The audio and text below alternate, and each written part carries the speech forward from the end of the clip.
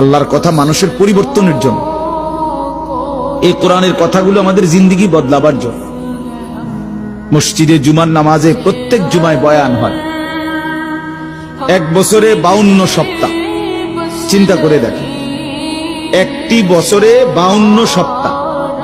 তাহলে 52 সপ্তাহ ইমাম সাহেব আপনাদের জন্য নসিহত করে। এইভাবে যদি 30 বছর 40 বছর ধরে শুনে থাকেন, তাহলে আজকে কতদিন ধরে আল্লাহর কথা শুনতেছেন? বছরে 52, তো এভাবে 40 বছর, এভাবে 30 বছর, এভাবে 50 বছর। অথচ এত লম্বা সময় আল্লাহর কথা শুনবার পরেও এখনো মিথ্যা বলা ছাড়তে পারলেন না। এত লম্বা সময় আল্লাহর কথা বলা শুনবার পরেও বিড়ি সিগারেট খাওয়ার অভ্যাসটা ছাড়তে পারলেন না। এত লম্বা সময় আল্লাহর কথা শুনবার পরেও চা দোকানের আড্ডা বন্ধ করতে পারলেন না।